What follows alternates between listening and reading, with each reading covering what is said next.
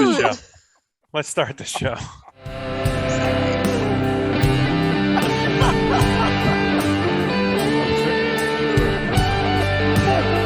There's a verse in this. I know. I got. Ready to go? Oh. Yep. It's ready to go. You should start the show. Hello, everybody. Welcome to the Hello, friends. Prodigal Sons. Welcome to the neighborhood. Prodigal Sons. Welcome to Prodigal Sons, episode 90. Since they want to bring up the word friends, we can talk about friends and how many of us have them. I have friends and I have brothers. And if you're looking at the screen, you can see my brothers are here. One is a constant. That's the one with the long beard. What's his name? Who's the brother with the long beard who's always here? Yeah. Ooh. Who's always here? Who's that? Ooh. That's you, Shawn. You have to say your name. That is Oh, you. I have to say my name? Oh, my goodness. Yes. I wasn't ready for that. That wasn't in my contract. You know what? Forget it. That's Shawn that totally messed up that alley-oop I gave him. I know. Thanks for being here today, Shawn. Hey, thank you for having me. You know what? Thank you for being here week in and week out. I love it. Hey, as I look at my screen, there's another gentleman there who's rocking from side to side like he's ready to step into the ring and get it in.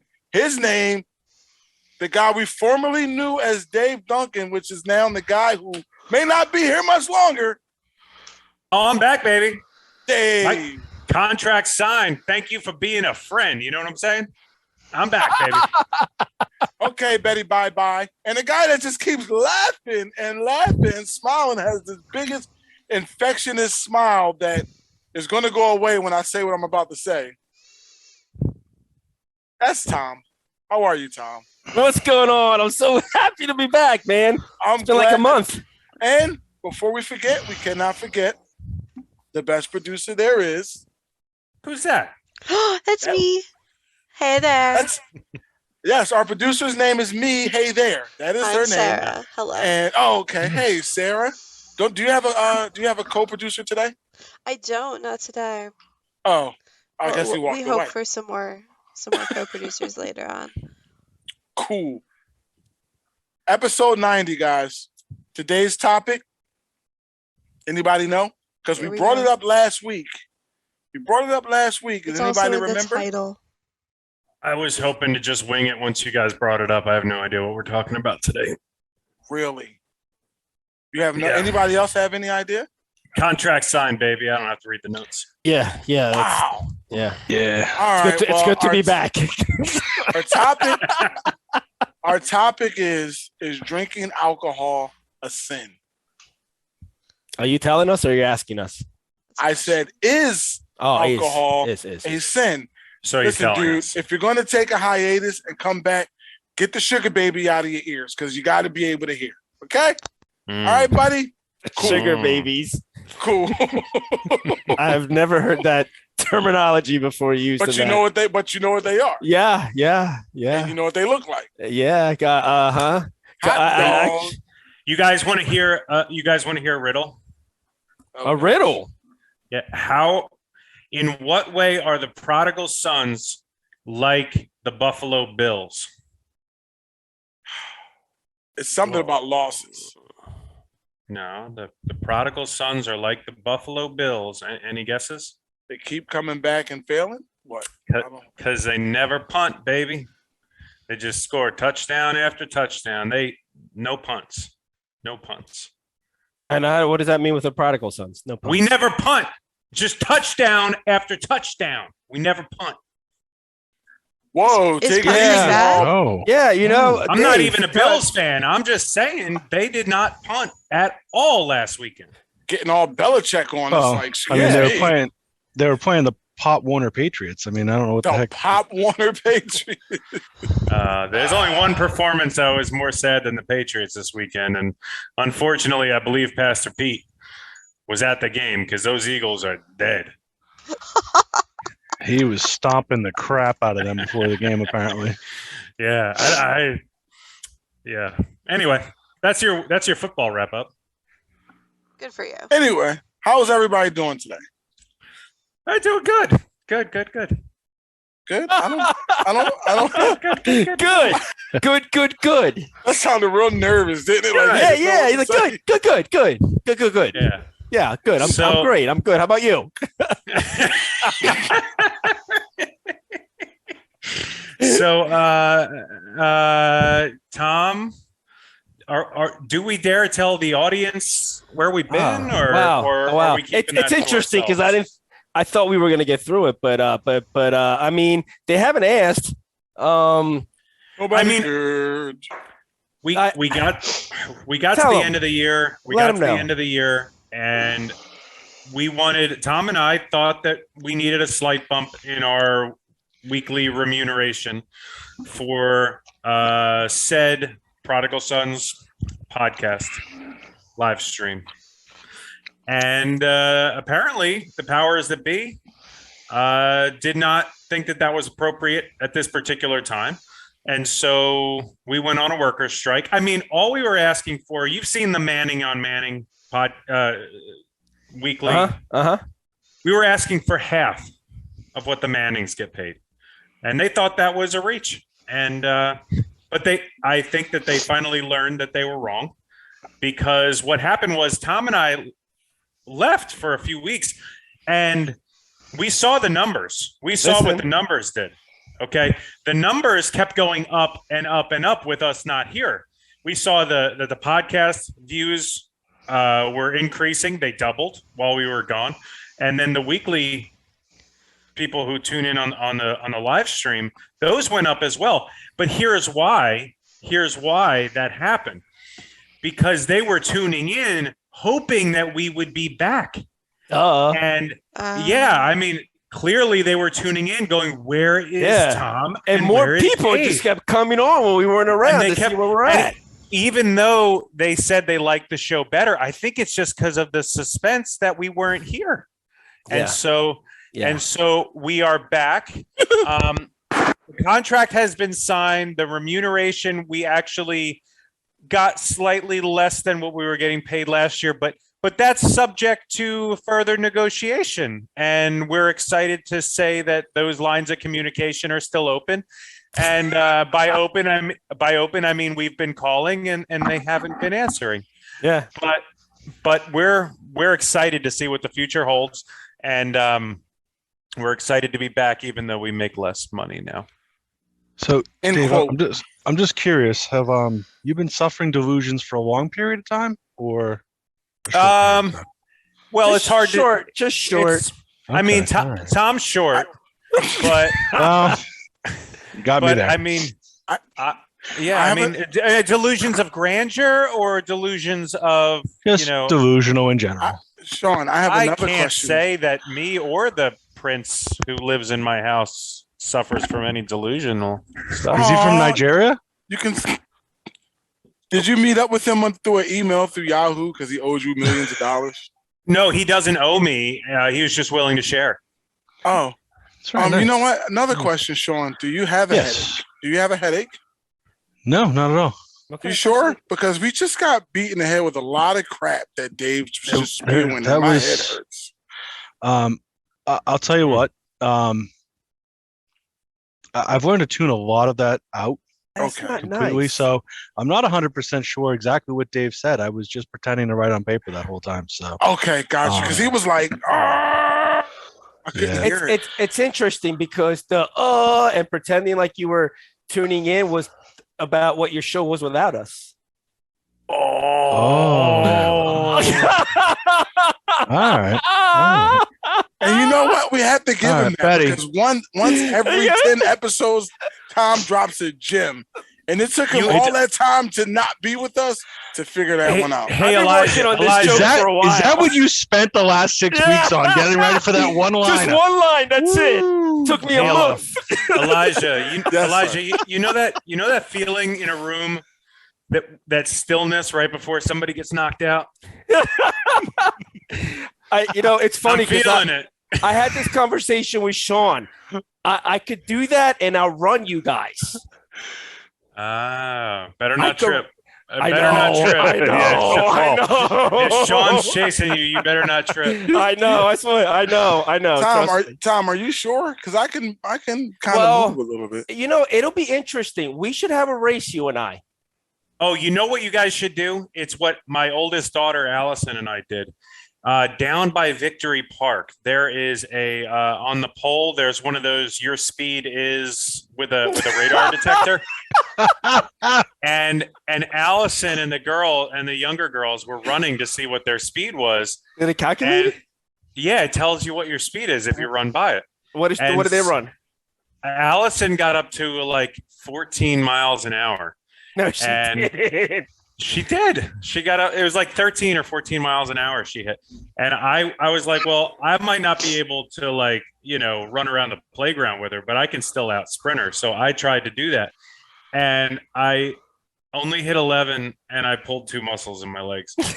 Only 2. That's the real reason why we were out for a month. What's that muscle at the top of your leg? Because that hurt for a few days.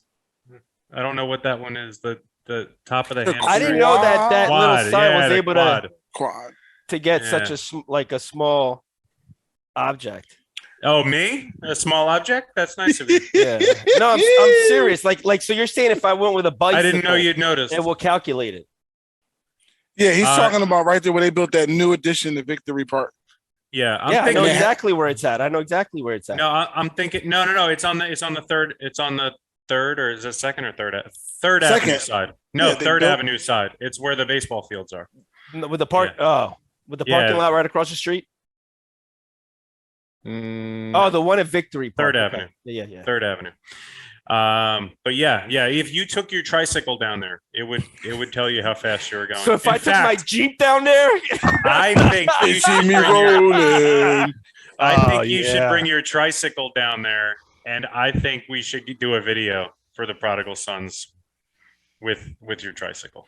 So I was cleaning the youth group out, the room out, and they have a clown bike. And yeah, those are really hard to ride, and I'm small. Is that what you did all day? Yeah, I was like, Pete's not there, so I'm just like, yay! I know how the cameras are angled. Gotcha. So, yeah. Way to be. So, what did you guys have some fun while we were gone?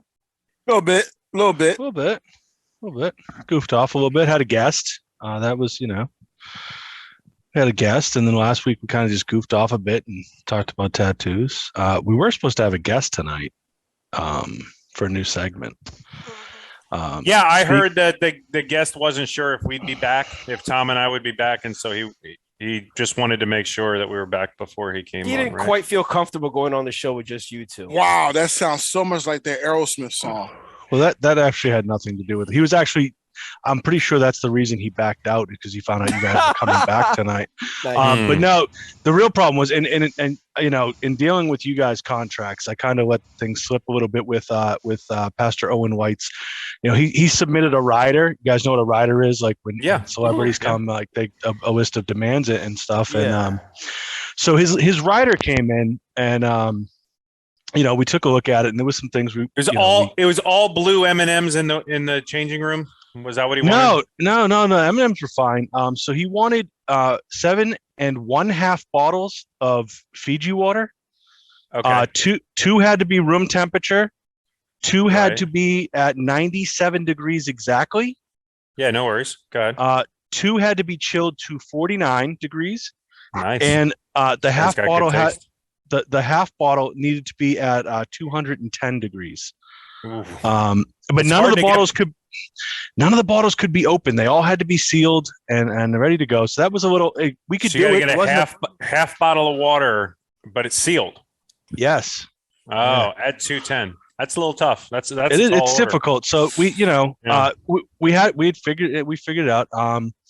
Then he wanted 2 5-gallon buckets of Ben & Jerry's Cherry Garcia. Better get 3, because one of them's not going to make the car ride home. You know what I'm saying? Well, and that was the thing. He wanted them cold but melted. I know what he's saying. He wanted them cold but melted. So he basically wanted Cherry Garcia soup but cold. It was we try to make things happen here. It's like Madonna. Yeah. So he asked for 2 alpacas. That's not a problem. One with a purple mohawk, Mm-hmm. and one that could sing Amazing Grace.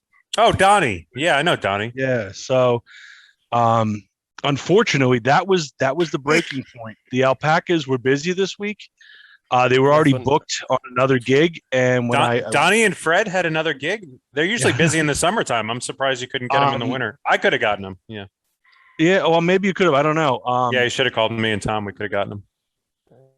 I would have appreciated that, but unfortunately, we couldn't get them, and so Pastor Owen had to back out at that point because we couldn't fulfill his rider contract, and but he did leave us open for another date. In the future, if we can come up with what he needs to make that happen, we'll see what happens. But that's where we stand right now, and hopefully, we'll see him on in a later episode. You know what the thing is with COVID? It's hard to get the alpacas.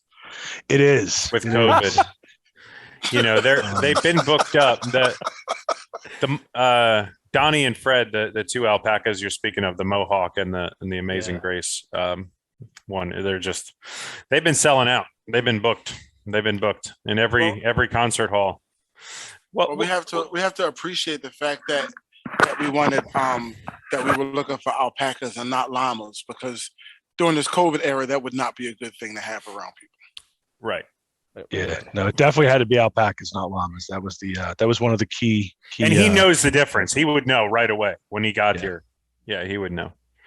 Yep. So now, are these going to be when we do have them on? Are these going to be the same demands, or do the demands change week to week? I guess it would depend. We'll have to get him to submit a new rider, and we'll see where that comes in at. Okay. But I'm pretty optimistic we'll be able to get him next time. He gave you a date already? Not yet. We'll get back to him on that. He's a busy guy. He's got things to do. And no, Owen is a busy guy. I've had the humble pleasure of meeting Pastor Owen in a few different events that I've been at, and he's a busy guy. He does a lot. In all seriousness, Owen, we appreciate you for wanting to come on, and we know you're feeling under the weather. So we are praying for you, brother, and we do hope to get you on the show as soon as possible. It's the only reason Dave and I came is because we thought you were going to be on, and then we got on, and you weren't here, and it got awkward, but we got through it. Yeah. So are we good? Are we staying on, Tom? Or I mean, I think at this point, they seem to normalize a little bit. Broken can be fixed is on mute, so there's that. Oh wait, American runs on. What does yours say? My name for this week is America Runs On. Oh, just on. Okay. Yeah. Do you need glasses, Tom? It looks like you're struggling to read. That's my bad. I should have just done this, and I would have been fine. Or you could just leave them on. I mean, well, how do you? I can. It doesn't fit through the thing. Through the what? All right. I'm not responding to this. He can't figure out. Elijah. Because Elijah's got glasses on his headset, but Tom can't figure it out. Well, he doesn't. Let me see. Shawn's got glasses on and a headset. Yeah, they got to squeeze it into the things. They're foam, Tom. Tom can't figure it's not it out. concrete. But these are thick. They're okay. And these are reading glasses, so it's not like. You sure? Can we rescind that contract? I mean, you guys see. I gotta take a look at it as soon as we're done here tonight. I don't think it's ironclad, so it should be good. I'm pretty sure I can melt that crayon signature right off of it. I got a clause to add to that contract, but we can talk about that later. Cherry Garcia. Peter Clark says, "Is there some kind of challenge on this show to try and say sentences that have never been said by anyone before ever?" Is that a bust? Because I read it, right, and then I started thinking about it. I think it had to do with the llamas. I know it's never been said before. We all really, really like Pastor Pete. Oh, that's messed up. Wow. That's messed up. We said, remember when we met the other day, we said we wouldn't start being nicer. Be nice to him. But that was a sentence that was never said. It doesn't mean it's not true. Yeah. Doesn't mean it's not true. It's just we all really like Pastor Pete. Okay. And llamas with mohawks. All right. They can sing Amazing Grace. Amazing. The voice of an angel. He really has a voice of an angel. Who, the llama? The llama. It's beautiful. Yeah. Amazing. Yeah. Grace. How sweet. Good sound. That's saved. All right. Like me. Like I once was lost.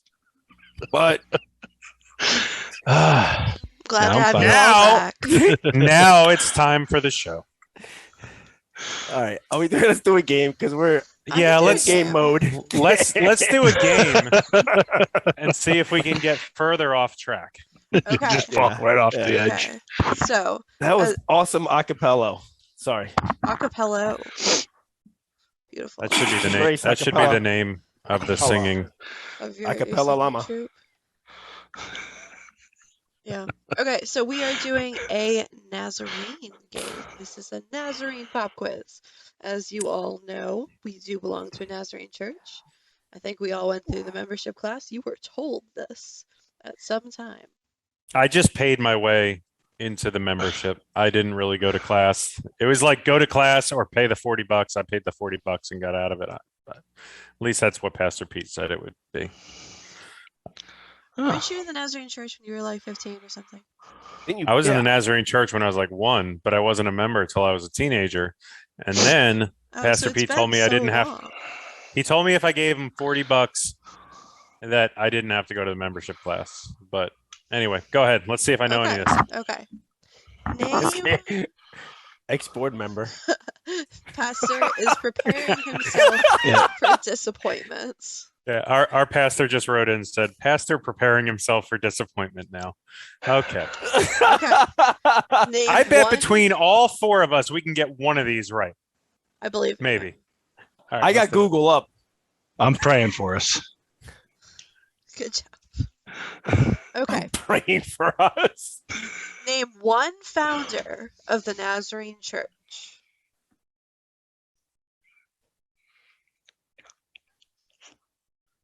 Dear Jesus. Jesus was one of the founders. Yes. Jesus of Yes. Nazareth. Phineas Breeze. You didn't even pronounce his name right. Oh. Phineas Brazee. Oh, sorry. Disease. Brazee. Brazee. I didn't have my glasses on. Tom, it's crazy that you knew that. I'm not Yeah. sure how your glasses would Yeah. help. You know that. Yeah. But it's crazy that you knew old Finney. Yeah. Old Finney. The Yeah. wonderful Phineas Brazee. Tom Sawyer also was one of them, right? I got the list here. Okay. All right. Next. Let's see if we can get another one right. All right, I won't cheat on Name- Did this. anybody This- say Reynolds? I'm sorry. Go ahead. No. No. Like the rap guy? Like the No, pamphlet? William A Reynolds. ram? Oh, okay. Go ahead, Okay. Sarah. Sorry. This hymn has been known to be called the Nazarene theme song, and it goes like this: Called unto holiness, Church of our God, purchase of Jesus, redeemed by His blood. Holiness unto the Lord. Yay! 200. For Bonus 200. question: How do Eddie. we all know that song? Because you were just singing it. Because it's our opening theme song. Because it's our theme song. I gotta leave. I'm leaving mute off because I've been talking. I've been giving all the answers and no one has heard any of them. You know what I'm saying, Tom? You know what I'm saying? That's what I'm trying to tell you. Mind your business, Thomas.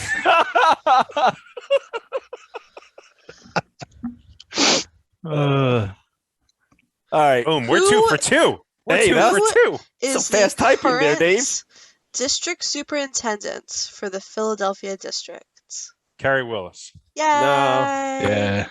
Shout out. Hello, Gary Willis. We miss you. You're Great. great. Is he on there? No, but he's great. No. Yeah, he was on our show before. Yeah, we need to get him back. We do got to get him back. Yeah, that's Oh, back when the okay. ratings were good. Tom's like, yeah. Is he on here? That was back when we were the #1 show in our market, which was the basement of the church. Yeah, And we've dropped quite a bit. We're to down no to like, competition. what are we? 3, 4 now? We'll get them back. We'll get them Dude, back. I am number 5 in my bedroom, and I'm the People- only one in here. People that have spoken about possibly starting a podcast are getting better ratings than us. And they're just talking about And they're just talking about it. They haven't even gone air yet. Well, Don't sell your guys short. You know what that means? When you're at the bottom, nowhere to go but up. Unless you're the Jets, and then you just find a new bottom. Wow. Just keep digging the hole. Wow. Okay. Maybe you so find a new bottom to run into if you're the Jets. That's the line. That's the limit. Is the Jets. Cool. All right. Moving Where on. did the Nazarene Church begin? What state? Got 1 in 50 chance. Well, actually, it's a 2 in 50 chance because there were multiple assemblies. Was it Midwest? I think you're right. I think it was the Midwest. Texas? It was Pilot Point, Texas. Oh, that's right. Yeah, That's the Texas. South. No, it's Midwest.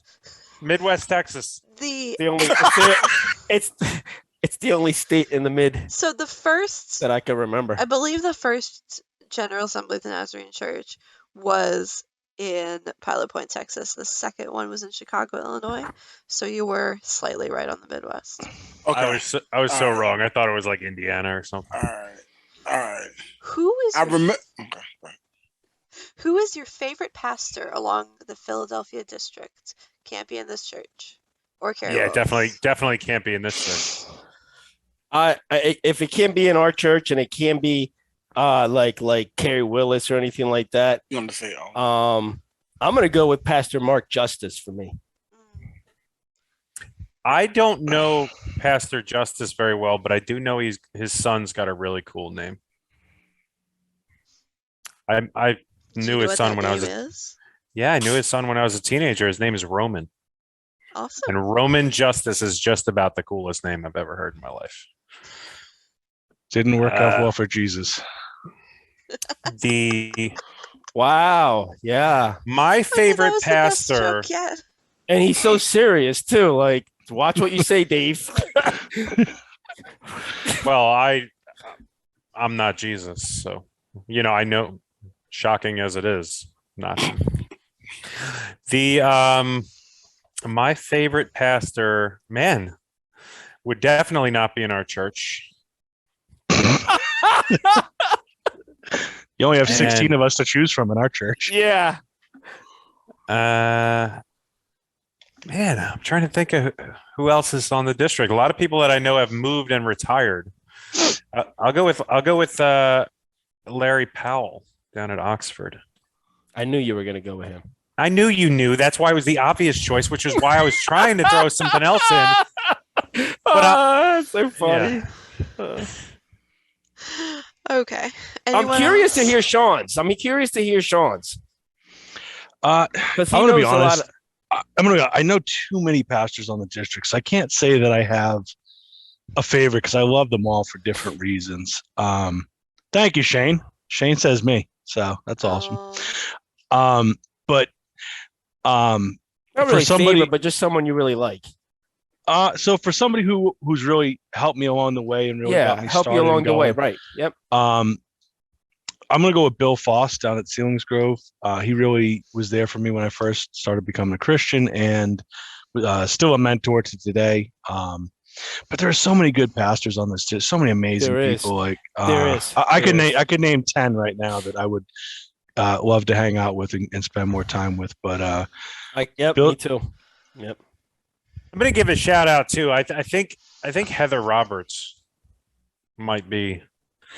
She'd give Pastor Larry a run for his money. She's also at Oxford, but one of the best children's pastors I've ever been around.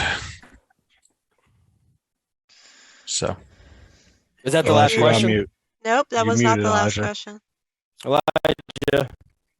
No, I know I was muted. I was just making faces. I was going to say I haven't ventured out in the district yet. The only pastors that I know, because there's so many at our church, is you guys. I mean, let me rephrase that. From the district is you guys, because again, like I did grow up with, I have reverend uncles and aunts, and but for the Nazarene and in our district, it's you guys so far. So I didn't realize that she was on, but Pastor Yeah, Heather she is Roberts just jumped on and she goes, I'm one of the best children's pastors you've ever heard of. Well, I mean, I was, globally, you're one of the best. I would say in our nation, you're definitely number one. And probably, I'm just going to stop digging. Let's move on. Good job. Okay. How many general superintendents do we have? Period. Do I personally have? Do the Nazarene Church have?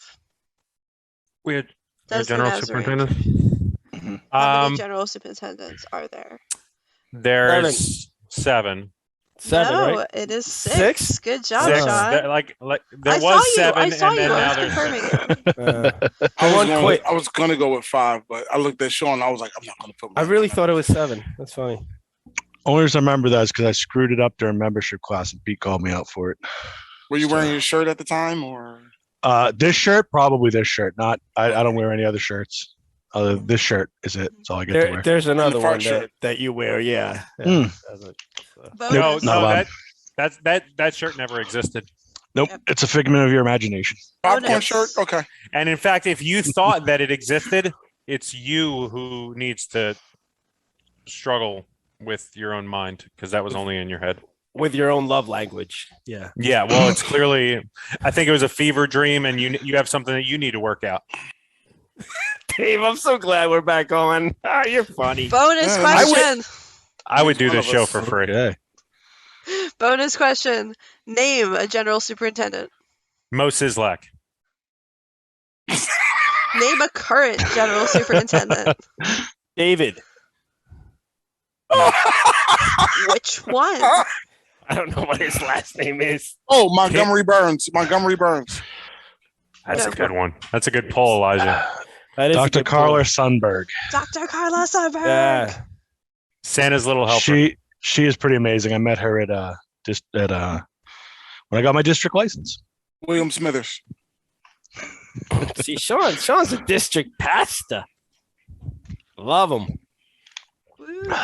When are interviews again? I think we passed that February. test together as a group. I think we passed that test. I think so. Too. Together we did, yeah. I think it was like a C, maybe C minus, but I think we got it. I don't think we missed any. I think we got them all. Yeah, I thought it was a B at least. You did great. That was great. Yeah. See, Pete had no faith in us. No, he didn't. He didn't. Dave, it was a C. See, these guys ain't no jack. No, I'm just. You guys want the transition question? Yeah, because I'm struggling with the. Yeah, please do it right now. That's awesome. Transition question. What is the what's the word for that? What is the status that the Nazarene Church has on drinking alcohol? What does that mean in audio? I believe that no, Nazarene Church. No. Yeah. He's saying he believes I believe that the is. Nazarene Church has a zero tolerance for liquor and alcohol. So in our No manual, drinking. we specifically say that we believe that we should not drink for multiple reasons that we will get into. Mm-hmm. We have a manual. We do. Don't you have one in your library? Gosh, I gotta order you guys one. I have one. My bed is uneven. That might be holding up one of the corners of my bed. He has one from like 1985. I thought that was a manual for my washing machine, though. Is it the blue one? Yeah. Oh, I thought that was for the washing machine. Little, like Anyway. an inch thick. That makes me think that I should probably make sure that I have a manual for my washing machine, though. So I think it's important that we realize that for we must all appear before the judgment seat of Christ, okay? So that each one may receive what is due for what he has done in the body, right? Whether good or evil. I switched. I don't have that verse. No. I know. And you gotta put it on the screen. I felt it was important before we started. So Dave and I weren't here last week, but I felt that it was important for me to say at least that if God's not going to judge people till the end of times, right? Then who are we to judge anybody right now? We could have our opinions and stuff, but when it comes to and there's a lot of scripture that we can go to, but the ultimate judge is Christ, and we're all in agreement with that. And I felt it was important for us to put that out there before we dig in into the topic that we're digging into, because it's a personal topic in not necessarily my life, but in my family life, and I've seen a lot of people lose a lot because of the drinking topic. Yeah, maybe we can say that this topic, though it is, very biased on both sides, very passionate on both sides, it is still just a topic, and it is, stay with us, stick with us, and we'll talk through it as we give each other grace for this conversation. I mean, I could start it off. I guess. Go ahead. For me, the drinking topic is interesting. So I don't drink at all. I quit. I haven't drank in probably 3 years. That was a choice that I made in support of someone that I love that had a drinking problem, and they decided to change and quit. And I said that I would do it with them. I say that because I don't think there's anything wrong with having a glass of wine with your dinner. I also don't think there's anything wrong with, and then I'm going to follow it up with one more thing after that. I also don't think there's anything wrong with hanging out with your friends and having a beer or so. I really don't see when it starts taking over when it starts taking over your control, then that's when you start tinkering with the drunkenness, which is what the Bible talks about, right? Now, that being said, the problem I have with a Christian drinking, even though I just said that, is the perspective of an unbeliever seeing you drink that beer and thinking, hey, it's okay. Pastor Tom had a beer. I saw him. It's fine. So that's the problem that I personally have with it is, and now that I am a pastor,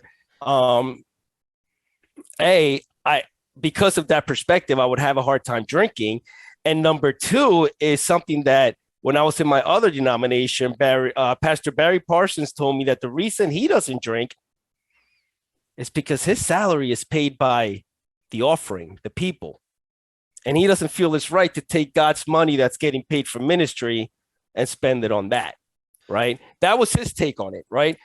My take is more of a, if someone is struggling with liquor, right? And Christianity, right? There's millions of people like that, and I'm trying to minister to them, and they say me having to drink with my buddies, that could send the wrong message.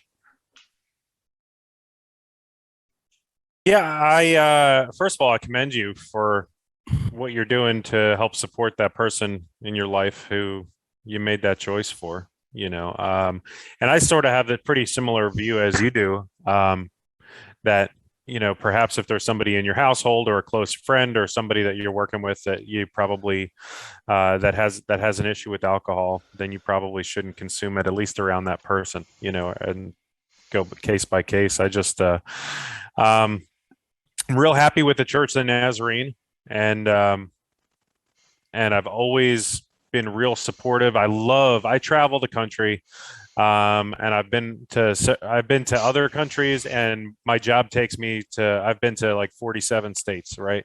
And I kind of love the fact that I'll be driving in the middle of the night through Louisiana or Texas or Colorado, and I'll see a Church of the Nazarene.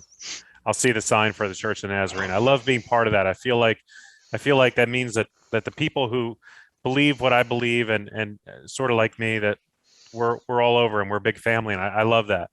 And for the most part, I agree with, about 90, 98, 99% of all the things that the manual says. And I have read the manual. I'm kidding, but as far as alcohol goes, I mean, nobody in my family has ever had an issue with it. I've never had any real close friends that have had an issue with alcohol addiction. I've had several addictions that I've battled through over my life. Alcohol has just never been one of them. It's not a huge part of my life, but I do have some, but the same bottle of rum that I've had in my freezer has been there for 2.5 years, and it's still, more than half full. And I'll go a month and a half and decide to have a beer, when I haven't had one in a month and a half. So, for me, it just comes down to that, like what Lizette just wrote in. It's kind of a personal conviction. That's sort of what I believe. But just is very, very important. What you just said, Tom, is that if it starts to control your thinking, that's a problem. That's a sin. That's a problem if you're choosing your life of, I'm going to leave work now so I can go drink, or I'm not going to go to work in the morning because I want to drink. That's sort of like I don't have a ton to say about this topic, but there are so many things that we got to separate the things from the emotion and the addiction, right? That's what I say when I do financial counseling. When people say money is evil, it's not. Money is just like a brick. That's what I think. I got this from Dave Ramsey. Money's a brick. You can throw it through somebody's window, or you can build an orphanage with it. It really is not the fault of the brick. And that's kind of what I think that alcohol is. It's about our relationship with it and our relationship to it and how it controls us. Because, if you want to say that it's because of the alcohol, it's not. It's because of the addiction, because of the sin. Because if you want to break it down to things that are good and bad for us and things that have hurt people, I mean, we shouldn't have butter in our houses because, butter and cholesterol have killed a lot more people than alcoholism, and we still have, that's what I always say. We always have church potlucks where people are eating 2,000 calorie meals. People that are 150, 200 pounds overweight are eating 2,000 calorie meals, but nobody says anything about that. We just always want to talk about, the alcohol and drugs and that sort of thing. So we do need to make sure that we're being honest when it comes to, how we treat these things in our lives. So I'm gonna read a verse, and I'm gonna bring in some of the comments from our wonderful listeners. And this is from Romans 14. Therefore, let us no longer criticize one another. Instead, decide never to put a stumbling block or a pitfall in your brother's way. For if your brother is hurt by what you eat, you are no longer walking according to love. Do not destroy that one that Christ died for by what you eat. That was Romans 14. And then we can go back to 1 Corinthians 10, saying, everything is permissible, but not everything is helpful. Everything is permissible, but not everything builds up. No one should seek his own good, but the good of the other person. So let me go to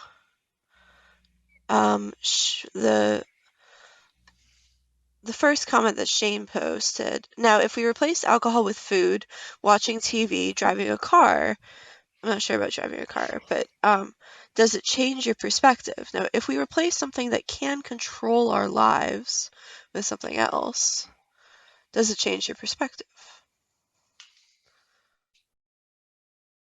I don't know. I'm assuming that the question is kind of like, if it controls your life, but it's not liquor, do you feel the same way about it? Like, or are they trying to figure out if one sin is more detrimental than the other? That is the point of our sermon series, of our topic series. What? If we as the evangelical Christians treat some sins differently than others. Let me read another comment.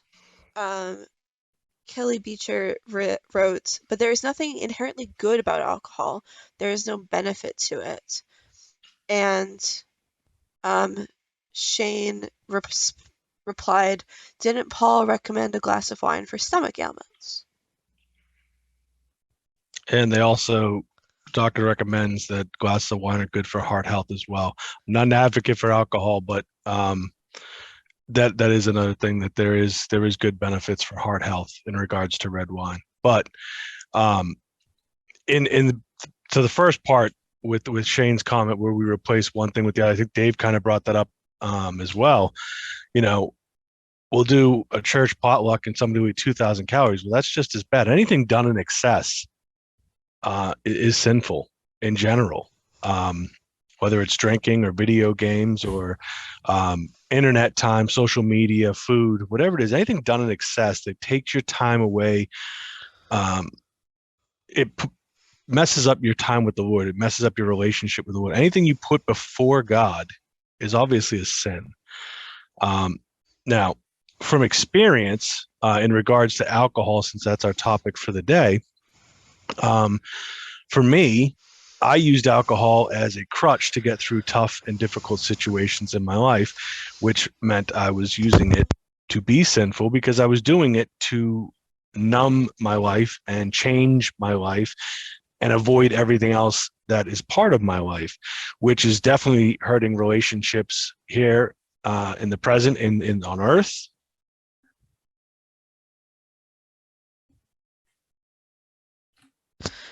We might have lost him. He's got the duck lips. He looks wonderful. He really does. I want to take this moment to say we did see your prayer requests. Just so you know.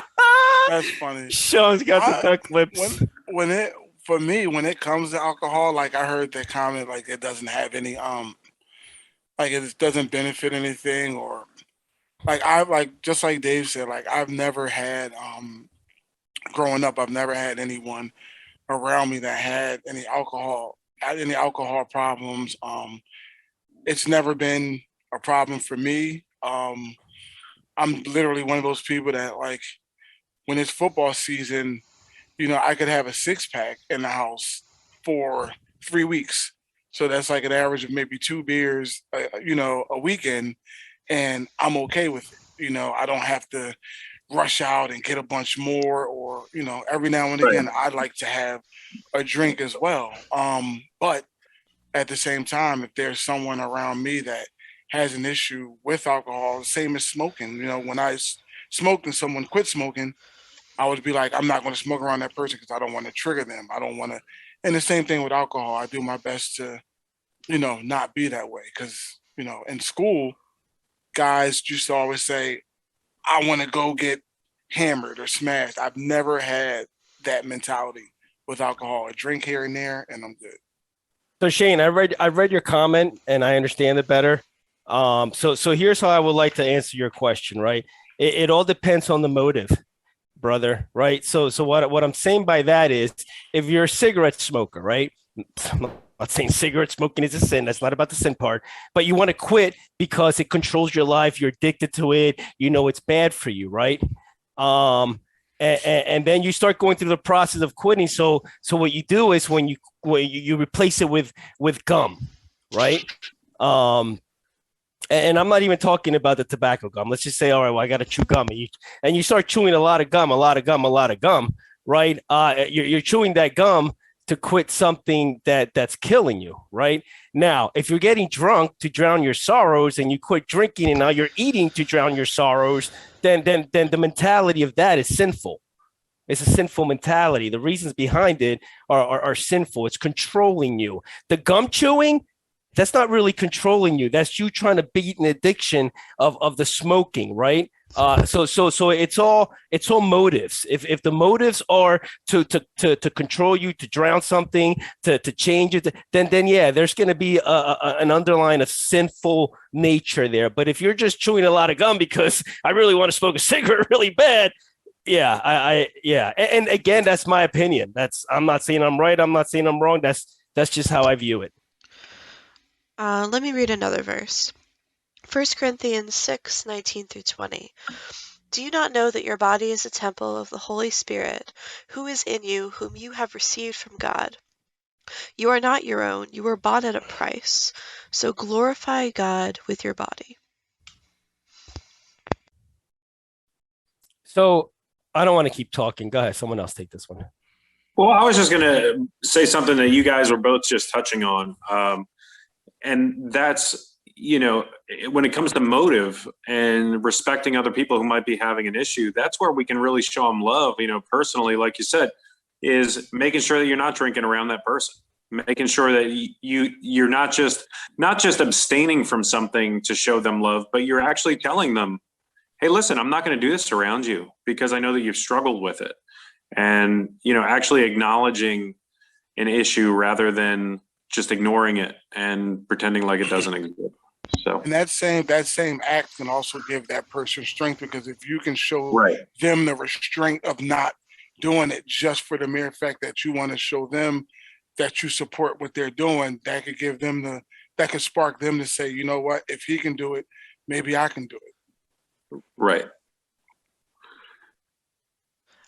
So by that mentality, what you guys are saying is we should not drink around people who are known alcoholics. What about the unknown?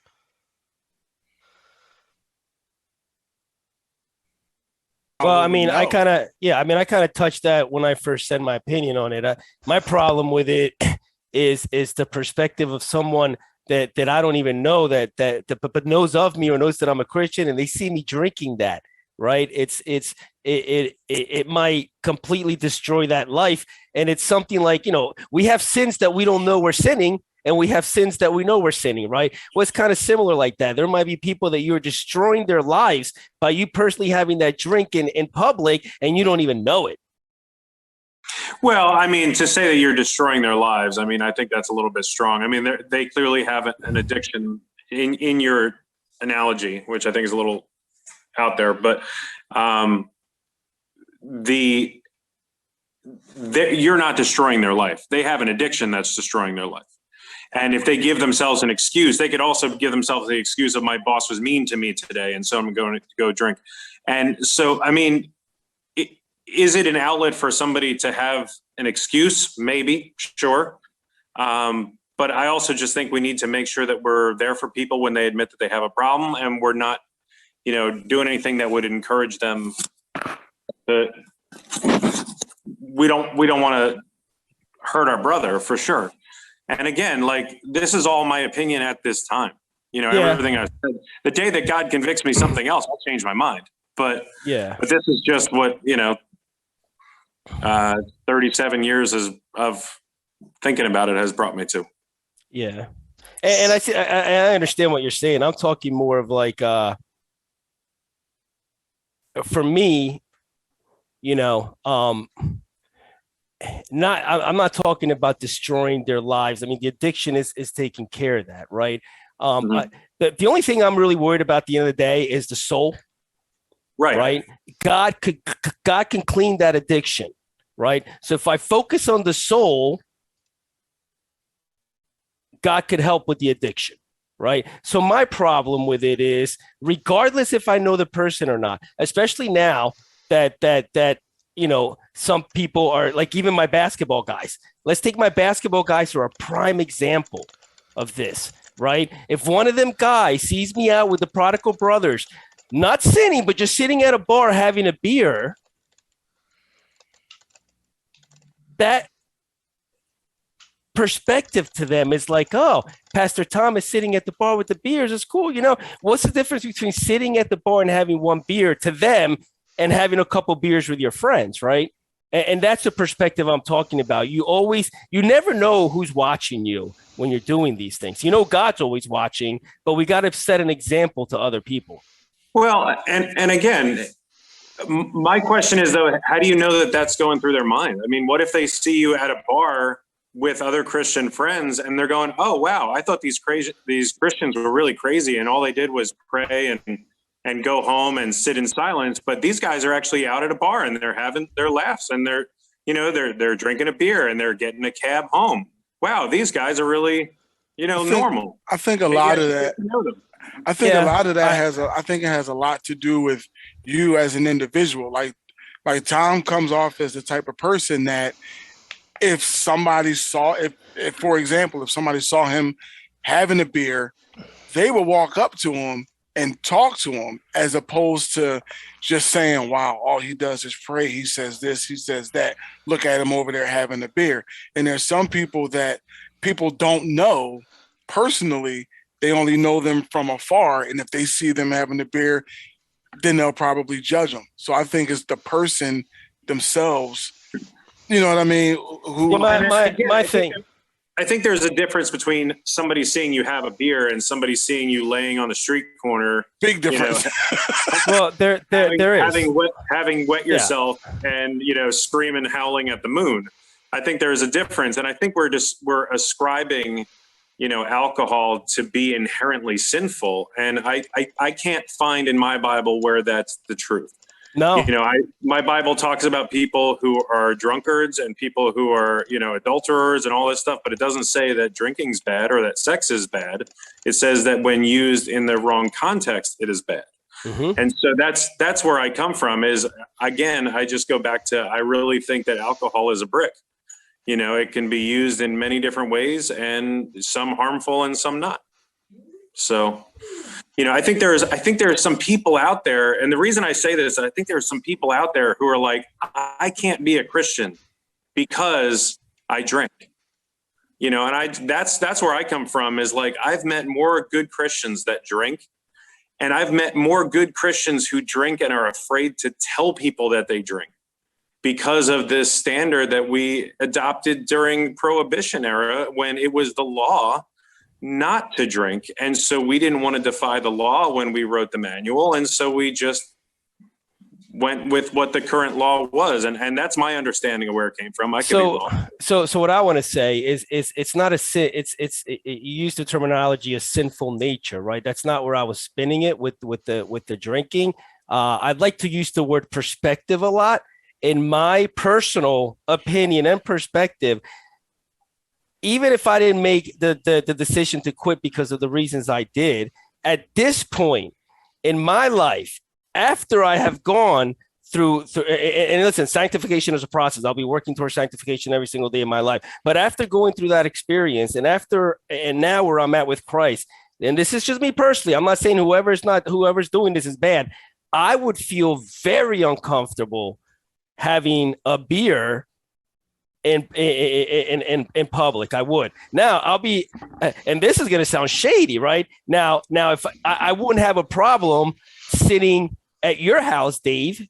I wouldn't do it now because I don't drink, but I wouldn't have a problem sitting at your house and with Shawn and us four Prodigal Sons having a celebration drink or something for 100th episode. I wouldn't have a problem with that. Now you tell me, let's go to Tom's Bar and have a celebration drink. I would say, no, I'm sorry. I'll go with you, but I won't have a celebration drink at Tom's Bar.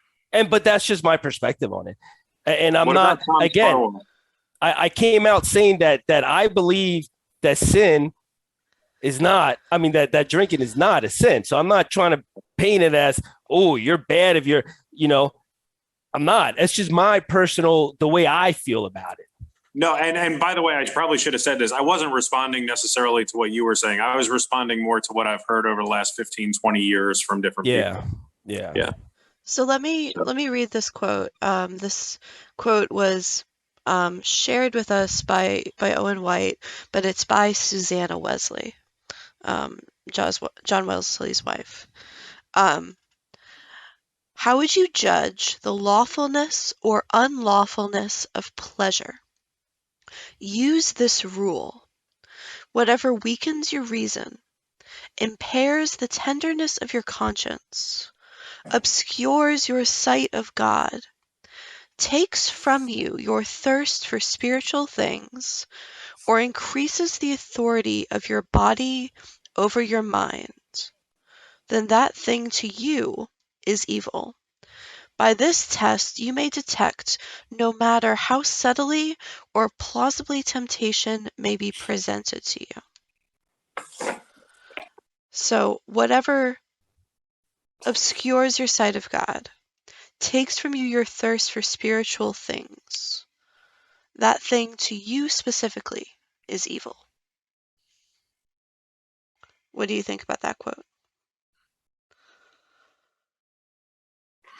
Well, I think I'm reading it now because I lost data in the middle of you reading that. So having all sorts of tech problems over here. So somebody else respond so I can read this thing. The idea is very similarly summed up. Everything is permissible, but not everything is helpful. Everything is permissible, but I will not be mastered by anything. Yeah. Yep. I totally agree with that quote. And that's simply what I'm saying. That's where I'm like, if God, that's why I said, I believe these things, but the day that God convicts me otherwise, I'm totally going to change my mind. You do have to judge everything by that. Whatever brings you closer to God is a good thing. Whatever takes you further away is a bad thing. But there are people who are mastered by different things. There are people who are addicted by different things. And so that's what I'm saying. We just got to get I think we need to get our mind off the thing and onto our relationship with God. And then we'll be able to know what is true and right and just, as I think it was Paul who said that. So I think that's a really good place to close it up. I think Shawn has more to say. Awesome. Nope. You go ahead and close it up. Yeah, let's do it. Am I closing? Sure, close. Yeah, you're closing. What's the final thought? Yeah. The final thought is make sure whatever you do, you stay away. If you have feathers, stay away from Pastor Pete. But if you have breath in your body, if you're breathing in and out, make sure that whatever you do brings you closer to God. Make sure that whatever you do strengthens your relationship with Him. Use that as a temperature measuring tool for what you're doing in your life. Are you getting closer to God every day, or are you getting further away? No matter what happens, that should be your guide. If alcohol is something that causes you to struggle, then you should tell people around you. You should tell your support network that this is something that causes you to struggle and you don't want to do it anymore. Just, and call on people to be around you. That being said, I don't think if you have no issue with it, then you should be able to be honest with people, because I think that's what's missing a lot of times in our Christian walk is honesty and truthfulness and conversation, just like this one, where a couple of us may have disagreed over some things and we still love each other. Yeah, I love that. I love that. I love that. But listen, if we as we close with prayer, I'm just going to say, hey, listen, if you like this episode, share it with a friend. And if you didn't like this episode, don't tell anybody. If we made you laugh, think, cry. If we made your day just go a little bit better, share this with a friend, like us, retweet it, repost it, and help us out, because Tom and I really need a new contract. But in all honesty, love being back. I know Tom felt the same way. It's tough to be away, but you get recharged. And when you come back, I love this show. I love what God started with this show. God. Yep. Amen. I love what God started with this show. I'm so glad that we're on our episode number 90, and looking forward to many, many more. Wow. 10 away. 10 away. I don't think we can make it. I don't think we can make it. It's gonna be 10 great. away. Wow. Celebratory drink at 100. No. Behind closed doors. Yay! Completely missed the point. Hey, Shawn, you should pray. Father, thank you for giving us another opportunity to come together and serve you the best way we know how, Father. Yes, not sure we always get it right. Actually, I'm pretty sure we don't always get it right, Father, but we try to do it right for you. And so let us help folks move forward in their spiritual walk, not be a hindrance or a stumbling block in their path. So Father, we pray for strength and for guidance. You never said that it would be an easy path walking with you, but you said you would be with us through that path. So just be with us, strengthen us, and make sure, help us walk down the right path. Father, be with Randy and his family, especially his father with his health needs. Father, you know the situation. You know how to handle it best. If you could be with that. For Jonathan and Ashley and their family and the terrible tragedy that they are going through, Father, I can't even imagine going through a situation such as they are. But Father, bring peace and help to remember that you are in charge, you are in control, and you have them. You are with them. You are surrounding them with love. They are not alone in this. So we pray for them that you would lift them up, Father, for all the projects currently going on in your home that we serve in your church, Father. Would all those projects be blessed for your glory, that we could get all of those situations handled and get all of those projects done in the best expedient way we can get those done, Father. And for all those dealing with sickness, especially COVID right now, Lord, all those around us dealing with COVID, all of those, in the United States, around the world that are dealing with COVID right now, Lord, help bring an end to this situation, Father. It just be with doctors and the companies that make the medications to help and everything, Father.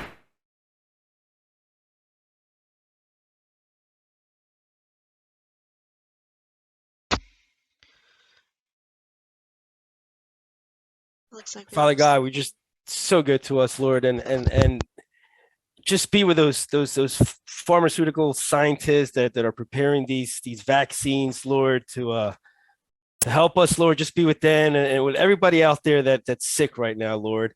I don't have the prayer list in front of me, Lord. You know what the prayer requests are, and we just do this for your glory, Lord. We thank you for bringing us back together tonight. Thank you for inspiring us to an affirmation all over the place, saying, listen, this is something that we're going to still be doing for a while, Lord. And we just praise your name through it all, Lord. Thank you for the difficulties. Thank you for the good times. But just thank you for just always being constant. You're always there for us, Lord. No matter what we do, whether we do this, do that, don't do this, don't do that, you're still there. And we love you for that, Lord. Pray for the listening audience and for everybody else out there, Lord. Keep everybody safe. For in your precious name we pray. Amen. Hey, we're all having all kinds of tech demons tonight. And I actually glitched out on the beginning part of that prayer. Did we get to Jonathan's family? Yes. That was okay. Just wanted to make sure that was prayed for. Tragedy in our group, just we're with you. We don't know you, but we're with you. We love you. Anything we can do, just let us know. So, hey, have a great week, everybody. I love you. God bless, guys.